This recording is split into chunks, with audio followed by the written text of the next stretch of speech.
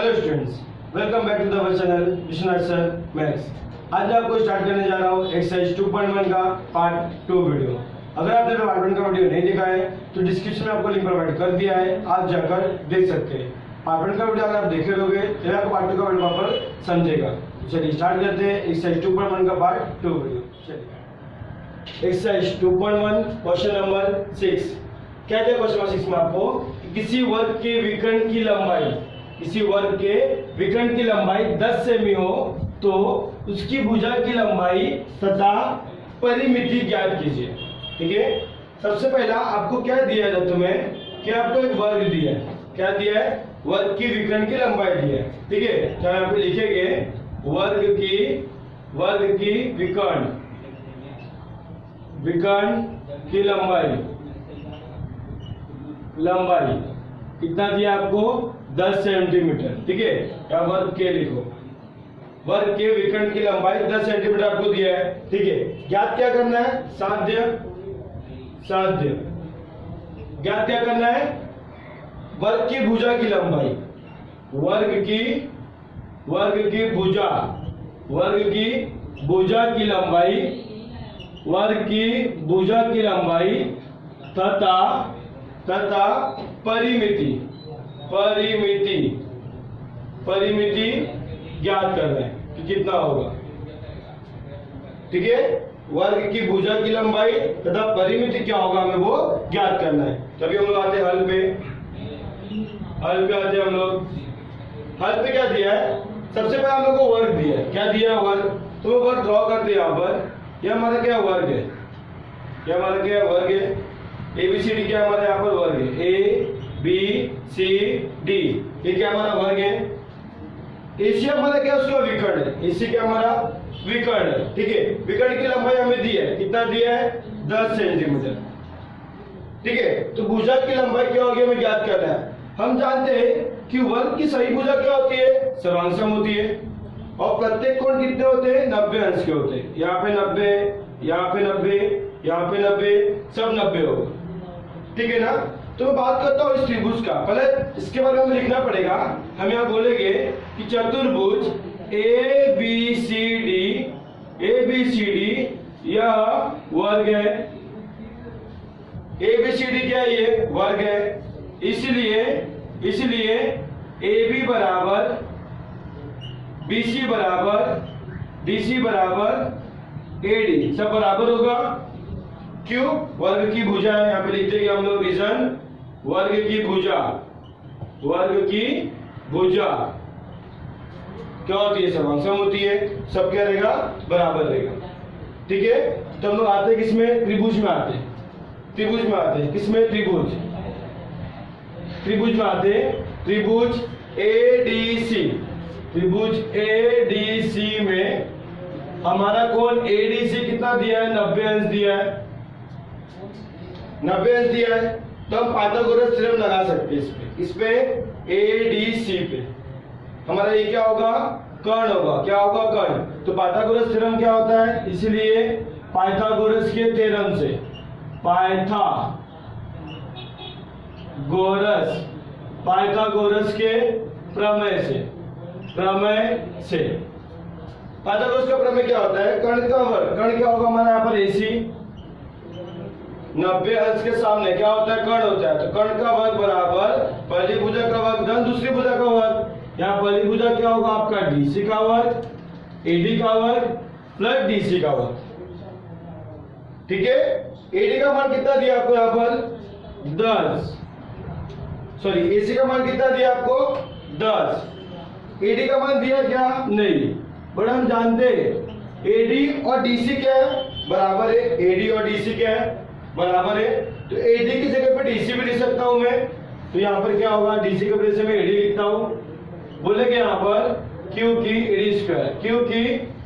AD बराबर किसके होगा? DC के होगा। ठीक है, तो यहाँ पे क्या होगा? 1 AD स्क्वायर 2 AD स्क्वायर, यहाँ पे हो जाएगा आपका 100। अब ये 2 क्या है? गुणे में तो भाग में जाएगा। 100/2 बराबर AD स्क्वायर। भाग देने पे कितना होगा? 50 बराबर AD स्क्वायर, इसलिए AD बराबर हो जाएगा करनी में 50। ठीक है, तो 50 क्या होगा यहाँ पर, 50 को लिखता हूं 25 गुणे 2, 25 गुना क्या होगा 50। 25 का वर्गमूल कितना होता है 5, तो 5 बार आएगा करनी में 2। तो आपका AD बराबर कितना आया, AD बराबर कितना आया 5 करनी में 2।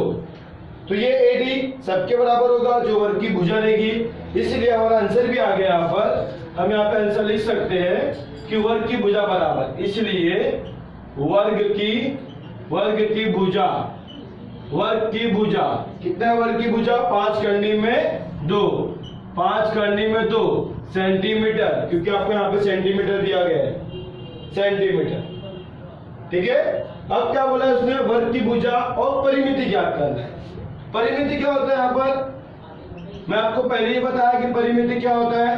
कभी परिमिति पूछ लिया तो परिमिति का मतलब भी क्या होता है, सभी भुजा का योग, जितने भी भुजा दिया रहेगा AB plus BC plus CD plus AD, सब भुजा का योग करने का। सब भुजा तो बराबर ही है ना, तो 4 गुणे भुजा होगा परिमिति। ठीक है, अगर फॉर्मूला नहीं पता होगा तो आप ऐसे भी कर सकते हो। ठीक है, तो वर्ग की परिमिति क्या होती है, 4 गुणे भुजा। 4 गुणे भुजा का वैल्यू कितना दिया आपको मान, 5 करने में 2, 5 चौक 20, 20 करने में 2 सेंटीमीटर। ठीक है, परिमिति भी निकल गया और वर्ग की भुजा भी निकल गया। तो आप लोग चाहो तो इसका स्क्रीनशॉट ले सकते हो। Exercise 2.1 question number 7। क्या दिया क्वेश्चन 7 में आपको, दत्त में दिया है कि आपका एंगल DFE कितना 90 अंश, ये चिन्ह से मालूम पड़ रहा है 90 अंश है। और FG लंबे किस पर, ED पर लंबे। DG का वैल्यू आपको दिया है, GD का 8 दिया है, और FG का वैल्यू कितना दिया है, FG 12 दिया है। ठीक है, तो आपको EG का मान, FD का मान और EF का मान ज्ञात करना है। ठीक है, जो वैल्यू आपका ये है, आपको उसको ज्ञात करना है। ठीक है, कैसे करेंगे हम लोग, सबसे पहला देखो हमारा क्या है, ये समकोण त्रिभुज है और यहाँ से लंब दिया है। हमने तुमको बताया भी था कि समकोण त्रिभुज में अगर कोण से 90 अंश से अगर खंड पे लंब होगा तो क्या लगता है, ज्यामितीय माध्य का प्रमेय बताया था मैंने। तो हम उस पे आते हैं। अभी यहाँ पर हम लोग क्या दिया है, प्रमेय जाएंगे त्रिभुज, हम लोग लिखेंगे त्रिभुज DFE में हमारा कोण DFE कितना है, 90 अंश का है। ठीक है, 90 अंश का दिया है। दूसरा हमें दिया है कि FG जो है लंब है किस पर, ED पर, इसलिए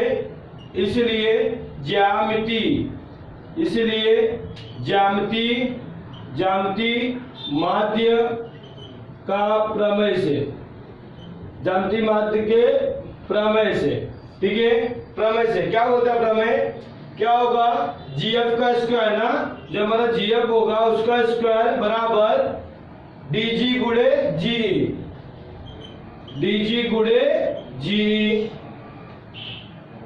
ठीक है, हम आगे सॉल्व करते हैं। यहाँ पर हमें दिया FD का वर्ग, FD कितना दिया 12 का वर्ग बराबर DG का मान दिया हम लोग को, यस 8 गुणे G का मान दिया नहीं, वो ज्ञात करना है हम लोग। ठीक है, G का मान ज्ञात करना है। तो यहाँ पे क्या होगा, 12 का वर्ग 144 या 8 गुणे GE होगा। ठीक है, ये गुणे में तो भाग में जाएगा, 144/8 इज इक्वल टू GE। इसलिए GE बराबर कितना हो जाएगा, यहाँ पर 8 से कटेगा, 50 से काटते, 4 से कटेगा यहाँ पर, ये 4 दूना 8, 4 तिहाई 12, कैसे होता 4 बचे भी 4 संग 24 हो जाएगा। ठीक है, फिर ये कटेगा, GE बराबर कितना आ गया यहाँ पर,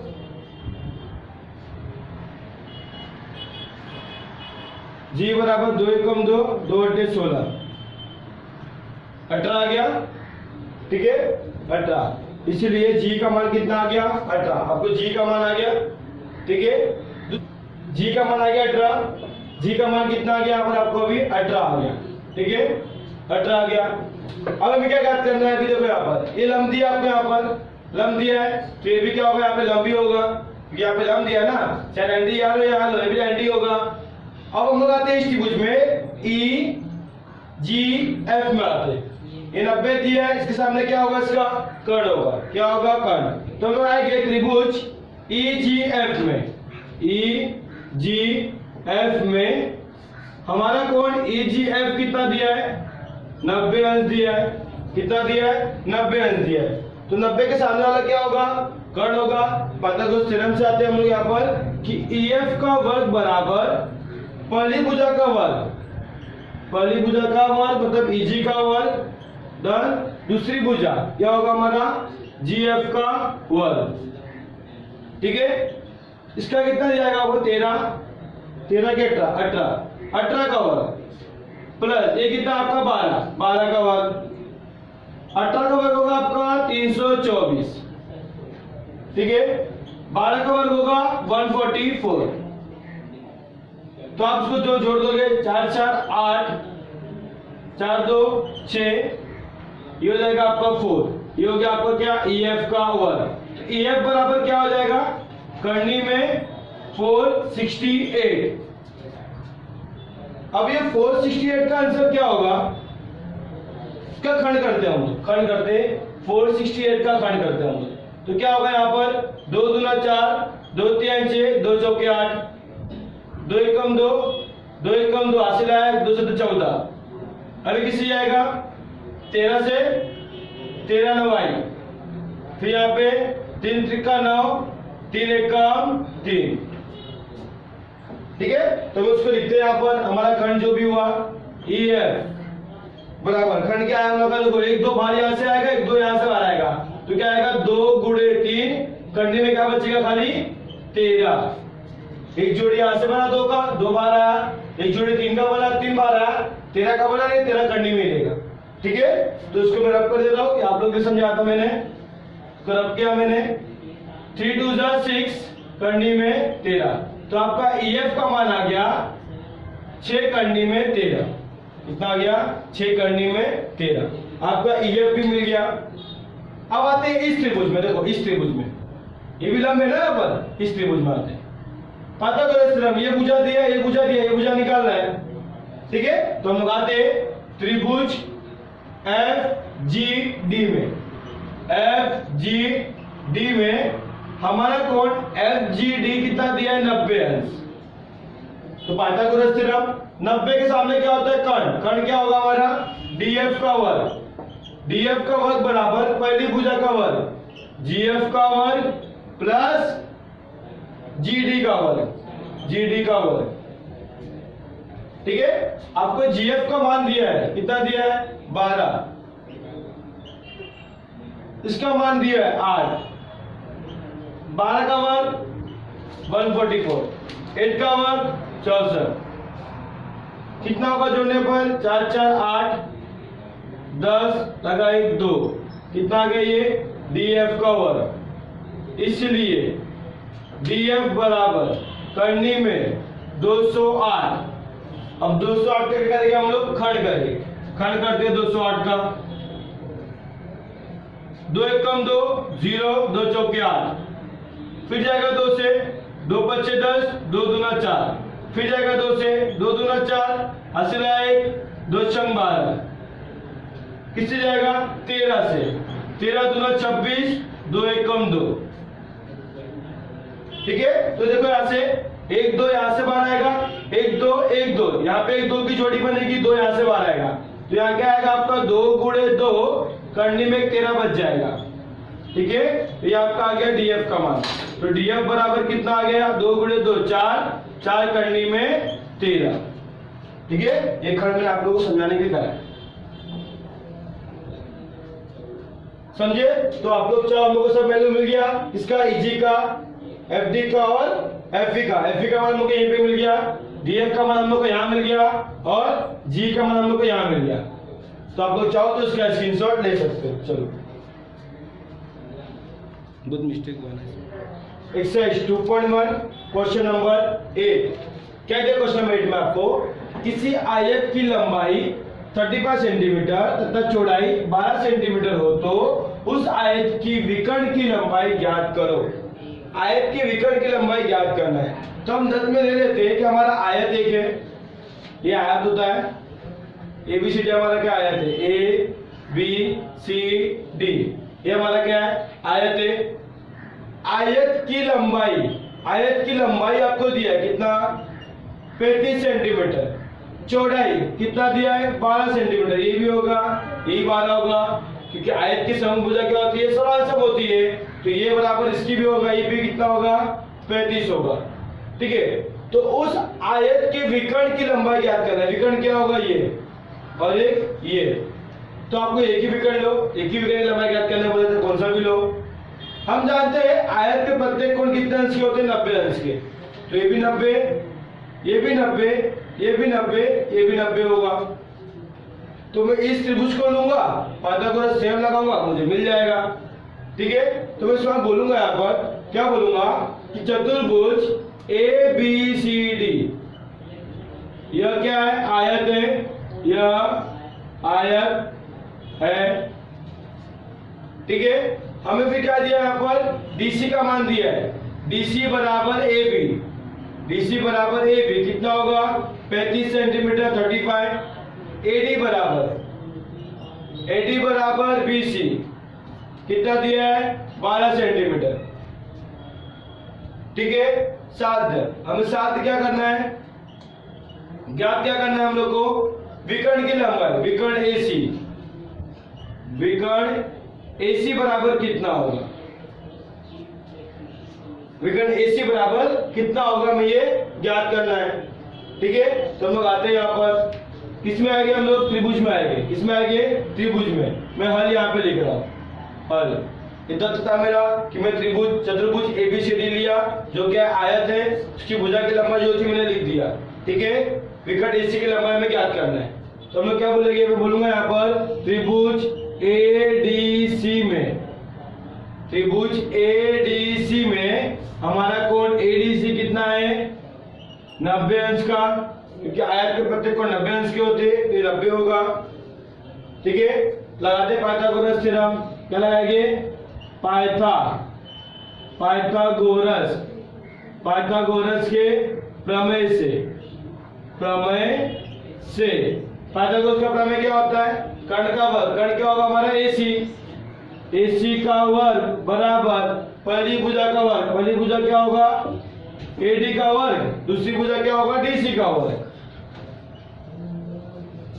ठीक है, आपको AD का वर्ग कितना होगा, AD का मान दिया है 12 का वर्ग, इसका मान दिया आपको 35 का वर्ग, 12 का वर्ग होगा 144, 35 का वर्ग होगा 1225। ठीक है, तो यहाँ पर जोड़ेंगे, यहाँ पे कितना हो जाएगा, 5 4 9, 4 2 6, ये हो जाएगा 3, ये हो जाएगा 1। ठीक है, ये आपका हो गया क्या, AC का वर्ग। तो इसलिए AC बराबर हो जाएगा कर्णी में 1369। अब ये 1369 किसका वर्गमूल है, ये आपका 37 का वर्गमूल, इसका वर्ग करोगे तो आपको ये मिल जाएगा, इसका वर्गमूल है। ठीक है, तो आपको AC का मान मिल गया, AC मतलब विकर्ण की लंबाई आपको मिल गई। तो यहाँ बोलने का, इसलिए विकर्ण AC बराबर कितना है आपको, 37 सेंटीमीटर। आपको ये पूछने बोला था उसने, हमने ज्ञात कर लिया, तो आप चाहो उसका स्क्रीनशॉट ले सकते हो। Exercise 2.1 question number 9। क्वेश्चन में आपको क्या दिया है कि M या भुजा QR का मध्य बिंदु है, M क्या यह मध्य बिंदु है, और जब भी मध्य बिंदु होगा, M QR का मध्य बिंदु है, और जब भी मध्य बिंदु होगा तो जो QR होगा ना, मतलब RM वो MQ के बराबर होगा, क्योंकि ये बिंदु क्या कर रहा है, इस भुजा को इक्वल पार्ट में डिवाइड कर रहा है, इक्वल पार्ट में विभाजित कर रहा है, समान भाग में विभाजित कर रहा है। अगर इसका मान 5 है तो इसका भी 5 होगा, इसका 2 है तो इसका भी 2 होगा, ध्यान रखना मध्य बिंदु का मतलब कि उसके मध्य में। आगे में दिया है पी आर क्यू का मान 90, पी आर क्यू 90 दिया भी है, तो ये हमें सिद्ध करना है, ठीक है। तो हम लोग आते हैं अभी हल पे, आते हैं यहाँ पर हल पे। हम लोग आते हैं त्रिभुज P Q P R M में आते हैं। पहला पी आर एम, पहले यहाँ पे लिखते हैं हम लोग कि एम यह क्या भुजा क्यू आर का मध्य बिंदु है, एम यह क्यू आर का, एम यह क्यू आर का मध्य बिंदु है, मध्य बिंदु है। इसलिए जो आर एम होगा किसके बराबर होगा, एम क्यू के बराबर होगा। समझे ना, मैं आपको ये बोल रहा था। चलो फिर आते हैं किसमें, त्रिभुज में आते हैं। मैं पहले त्रिभुज में आता हूं पी आर एम में, त्रिभुज पी आर एम में आपका पी आर एम कितना दिया है, 90 अंश दिया है, देखो 90 अंश दिया है, ठीक है ना। तो लगाते हैं हम लोग इसमें पाइथागोरस थ्योरम, छोटे वाले में। ये क्या होगा, इसका कर्ण होगा, कर्ण क्या होगा हमारा, कर्ण का वर्ग बराबर पहली भुजा का वर्ग, पहली भुजा क्या होगा पी आर का वर्ग धन दूसरी भुजा क्या होगा आर एम का वर्ग। कैसे मालूम पड़ा, पाइथागोरस थ्योरम, पाइथागोरस थ्योरम मतलब प्रमेय से, पाइथागोरस प्रमेय से, ठीक है। आपको पी आर का मान और कुछ दिया नहीं, तो एक काम करो यहाँ पर पी एम का वर्ग, पी आर को यहाँ पे लेके आओ, ये क्या हो जाएगा पी आर का वर्ग बराबर आर एम का वर्ग, इसीलिए आर एम का वर्ग बराबर पी एम का वर्ग माइनस पी आर का वर्ग। अब डाउट आएगा ना सर आपने ऐसा क्यों किया, बताता हूं, जरा क्वेश्चन देखते रहिए। ये क्या था हमारा त्रिभुज पी आर एम। अब आते हैं बड़े त्रिभुज में पी आर क्यू में, पी आर क्यू में, इसको लेते कथन एक, त्रिभुज पी आर क्यू में, पी आर क्यू में आपका कोण पी आर क्यू कितना दिया है, 90 अंश दिया है। फिर से पाइथागोरस थ्योरम लगाएंगे ना, अभी 90 के तो हम बड़ा त्रिभुज दिया ना, तो आपका 90 अभी ये होगा, सॉरी कर्ण ये होगा आपका, सॉरी कर्ण क्या होगा पी क्यू होगा जो 90 के सामने है। इसको मत लेना, हम लोग बड़ा त्रिभुज लिए है तो ये कर्ण होगा, ठीक है। कर्ण क्या होगा पी क्यू का वर्ग, पी क्यू का वर्ग बराबर पी आर का वर्ग प्लस आर क्यू का वर्ग, पी आर का वर्ग प्लस आर क्यू का वर्ग, आर क्यू का वर्ग, ठीक है। ये मैंने लिखा यहाँ पर पी क्यू का वर्ग, यहाँ मैं लिखा पी आर का वर्ग। आर क्यू को मैं लिख सकता हूं आर एम धन एम क्यू, आर एम धन एम क्यू, क्या होगा यहाँ पे आर एम धन एम क्यू का वर्ग। हम जानते हैं कि आर एम किसके बराबर है, एम क्यू के बराबर है, तो एम क्यू की जगह पे मैं लिखूंगा आर एम, ठीक है। यहाँ पर क्या होगा पी आर का वर्ग प्लस यहाँ मैं लिखता हूं आर एम धन आर एम। सर आपने आर एम क्यों लिया, एम क्यू क्यों नहीं लिया, क्योंकि हमें आर एम का मान यहां से मिल सकता है, तो मैंने इसको आर एम अकेला किया और उसका यूज मैं यहाँ करूंगा, समझे। तो देखो यहाँ पर क्या होगा, यहाँ पर पी आर का वर्ग एक आर एम इसका वर्ग होगा, एक आर एम ये हो जाएगा आपका 2 आर एम का वर्ग, तो यहाँ आपका हो जाएगा पी आर का वर्ग, 2 का वर्ग होगा 4 आर एम का वर्ग, ये मेरा क्या है पी क्यू का वर्ग है। अब मैं आर एम की जगह पे लिखूंगा ये, ठीक है, कथन 1 से, ठीक है ना। यहाँ पे लिखो ऊपर, यहीं पे लिखो, यहीं पे लिखता हूँ, चलो। तो यहाँ क्या होगा आपका पी क्यू का वर्ग बराबर पी आर का वर्ग प्लस 4 लिखा। आर एम का मान क्या आपका अभी P M square minus P R square, यहाँ क्या होगा आपका P M square minus P R square, ठीक है। कहां से मिला ये, कथन 1 से, कथन 1 से, कथन 1 से। तो यहाँ पे क्या हो जाएगा पी आर का वर्ग धन 4 को गुणा करो अंदर, 4 पी एम का वर्ग माइनस 4 पी आर का वर्ग। अब 4 पी आर में से एक पी आएगा तो 3 बचा ना, तो इसको यहाँ पे लिखता हूँ पहला मैं 4 PM का वर्ग माइनस आएगा 4 में से एक गया तो 3 PR का वर्ग, यहाँ क्या आएगा PQ का वर्ग। हम लोग को यही सिद्ध करना था, आप देख सकते हो PQ का वर्ग बराबर 4 PM का वर्ग माइनस 3 PR का वर्ग। ये सिद्ध करना था हम लोग को, हमने सिद्ध कर दिया।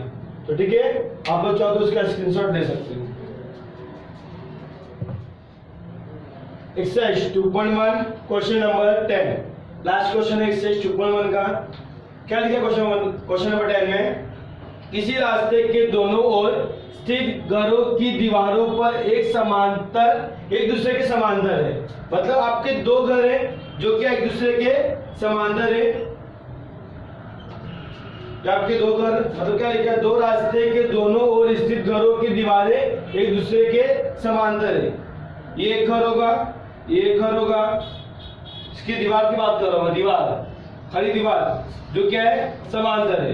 फिर 5.8 मीटर लंबाई वाली सीढ़ी का सिरा रास्ते पर हो और उसका ऊपरी सिरा घर के 4 मीटर ऊंचाई पर स्थित खिड़की तक पहुंचता है। मतलब यहाँ पर एक सीढ़ी है जिसका एक सिरा घर के कितने ऊंचाई पर पहुंचता है, कितना, इस सीढ़ी का मान है 5.8 जो घर के 4 मीटर की ऊंचाई तक पहुंचता है। मतलब सीढ़ी तो हम लोग ऐसे रखेंगे ना, सीढ़ी चढ़ने के लिए तो टेढ़ा रहेगा स्लोप पे ऐसा, पर ऊंचाई कहां तक पहुंचता है, वो दीवार की 4 मीटर की ऊंचाई तक पहुंचता है। आगे उसने क्या बोला, उसी स्थान से सीढ़ी को रास्ते के दूसरी ओर झुकाने पर उसका ऊपरी सिरा दूसरे घर के 4.2 मीटर ऊंचाई तक स्थित खिड़की तक पहुंचता है। मतलब यही सीढ़ी को मैं घुमा के यहाँ करूं तो इसका लंबाई थोड़ा बढ़ जाता है इससे, कितना 4.2 से, बट सीढ़ी का लंबाई तो उतना ही रहेगा ना 5.8। सर कैसे हुआ, हो सकता है उसने सीढ़ी थोड़ा खड़ी कर दिया हो। सीढ़ी को ऐसे रखो तो ऊंचाई कितनी होगी, कम होगी। सीढ़ी को थोड़ा ऐसा ऊपर करो तो ऊंचाई बढ़ जाती है, सीढ़ी थोड़ा खड़ा हो जाता है, ऐसा सेट हो जाता है एकदम। समझ में आ रहा है मैं क्या बोल रहा हूँ। तो यहाँ पे सीढ़ी थोड़ा टेढ़ा रहेगा, यहाँ पे थोड़ा स्ट्रेट रहेगा, तो ऊंचाई इसकी बढ़ गई। बस सीढ़ी का मान तो उतना ही होगा 5.8, ये तो चेंज होगा नहीं। फिर क्या बोला उसने, स्थित खिड़की तक पहुंचते हो तो रास्ते की चौड़ाई ज्ञात करना है। मतलब जो रास्ता है ना उसकी चौड़ाई ज्ञात करना है, हमें रास्ते की चौड़ाई ज्ञात करना है। मैं इसको लेता हूं AB लेता हूं, ठीक है। इसको मैं लिया CD, ये बीच में जो है इसको मैं O ले लिया। क्या लिया मैंने, O ले लिया, ठीक है। अब ये ऊंचाई तो ऑफ कोर्स लंब होगा, मैंने बताया हो किसी भी त्रिभुज में ऊंचाई कब होता है, जब वो लंब होता है, ठीक है। तो ये क्या होगा, लंब होगा। हमें अब लिखना पड़ेगा, क्या लिखेंगे हम लोग, AC तथा BD यह पहले घर की दीवारें तो दूसरे घर की दीवारें हैं। यह पहले घर तथा दूसरे घर की दीवार है। OC बराबर OD, यह सीढ़ी की लंबाई है, सीढ़ी की लंबाई है। इसीलिए जो OC बराबर OD होगा, कितना होगा 5.8, ठीक है। क्या होगा 5.8। और हमें AC का मान दिया है, AC बराबर कितना होगा 4, BD बराबर दिया है, BD बराबर 4.2, ठीक है। AC बराबर 4, BD बराबर 4.2 आपको दिया। अभी हम लोग क्या करेंगे कि देखो त्रिभुज ACO में ये आपका लंब है, ये आपका कितना है लंबे, तो ये क्या होगा, उसका कर्ण होगा। यहाँ पर ये लंबे, ये उसका कर्ण होगा। तो हम लोग ये त्रिभुज में जाते हैं, पाइथागोरस थ्योरम लगाते हैं, ठीक है। तो हम लगाते हैं त्रिभुज CAO में, CAO में हमारा कोण CAO कितना है, 90 अंश का है। 90 अंश का है पाइथागोरस के थ्योरम से, पाइथागोरस के प्रमेय से क्या होगा, कर्ण का वर्ग, कर्ण क्या होगा हमारा OC, OC का वर्ग बराबर पहली भुजा AC का वर्ग धन AO का वर्ग, ठीक है। हमें OC का मान दिया है, कितना दिया है, 5.8 का वर्ग बराबर AC का मान दिया है कितना, 4 का वर्ग प्लस AO का वर्ग, ठीक है। 5.8 का वर्ग कितना होगा यहाँ पर, 33.64, ठीक है। 4 का होगा वर्ग आपका 16 का, 4 का वर्ग होगा 16 प्लस AO का वर्ग। ये आपको वर्ग निकालना आना चाहिए, अगर नहीं आ रहा होगा तो आप कैसे करोगे इसको, 5.8 गुणे 5.8, आपको इसका खाली गुणा करना है, गुणा करके आप देख सकते हो, ये मैंने पहले गुणा करके रखा है, ठीक है, हमने याद कर लिया इसको, तो यहाँ पे लिख दिया। वीडियो लंबा ना हो इसलिए आपको गुणा करना आता होगा, आई होप, ठीक है। 10वीं में आप लोग ऐसे नहीं पहुंच गए, ठीक है। चलो, तो इसको क्या करेंगे, माइनस करेंगे यहाँ पर, तो क्या होगा 33.64 माइनस 16 बराबर AO का वर्ग, इसलिए माइनस करो, यहाँ पर कितना होगा, माइनस करने पर माइनस भी कैसे करेंगे, 33.64 है आपका, ठीक है। यहाँ पे 16 दिया, तो 16 यहाँ पर आएगा 0.00, ठीक है। उसको ध्यान देना है यहाँ पर, ये हो जाएगा आपका 4, ये हो जाएगा आपका 6.13 में से 6 गया तो आएगा 7, यहाँ आएगा 2 में से 1 गया 17, तो कितना है आपका यहाँ पर 17.64 बराबर AO का वर्ग, इसलिए AO बराबर हो जाएगा आपका करनी में 17.64 64। तो अभी हम लोग क्या करेंगे यहाँ पर, देखो ध्यान देना यहाँ पर कि आपका AO बराबर दिया है करनी में 17.64, इसको मैं ऐसा लिखता हूं कि 17.64 2 अंक के बाद दशमलव है तो बट्टे कितना होगा 100। अब 100 का वर्गमूल जानते हैं हम 10 होता है, हमें खाली इसका वर्गमूल निकालना है। कैसे निकालेंगे, या खंड करो या तो एक और विधि ऐसी होती है, अब इसको जोड़ी बना लो। 17 से कम का वर्ग किसका होता है, 4 का, 4 चौक 16, इसको जोड़ना पड़ता है 8, इसको माइनस करने का 1, कितना आ गया 6 4, जोड़ेगा जोड़ी को नीचे ले लेने का।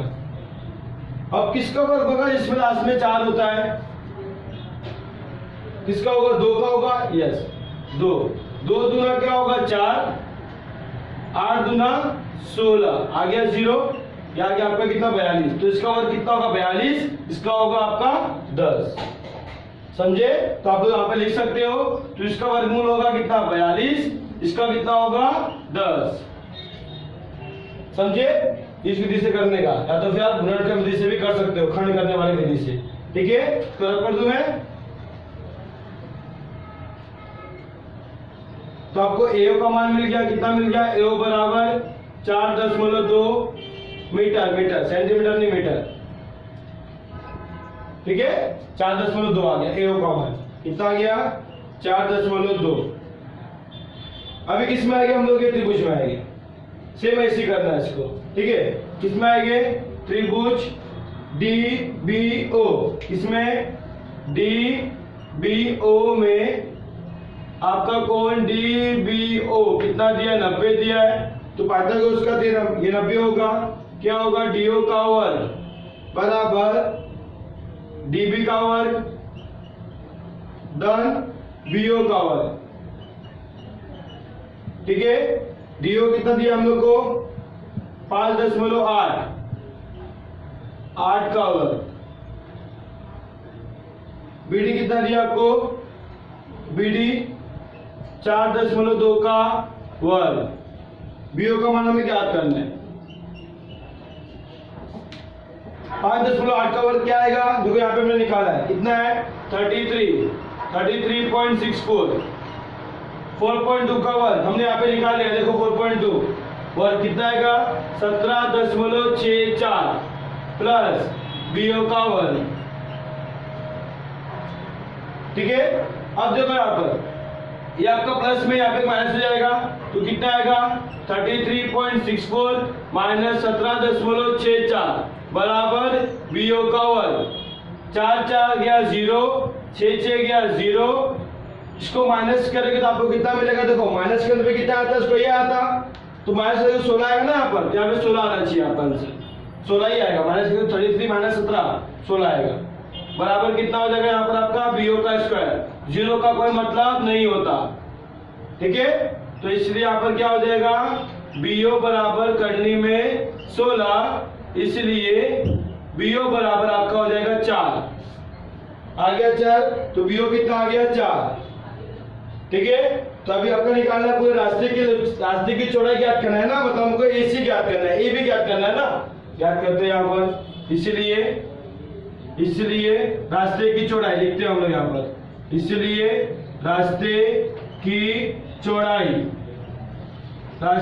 चौड़ाई बराबर AB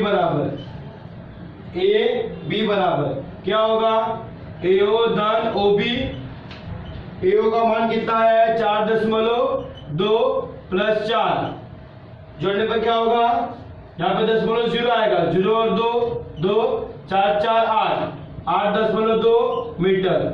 ठीक है, 8.2 मीटर, मीटर क्या मीटर में दिया हम लोग, मीटर में, फिर 5.8 मीटर में, 4 मीटर से मीटर में दिया था, तो ये मीटर में आएगा आपका। ठीक है ना, तो आप लोग चाहो तो इसको स्क्रीनशॉट ले सकते हैं। चलो।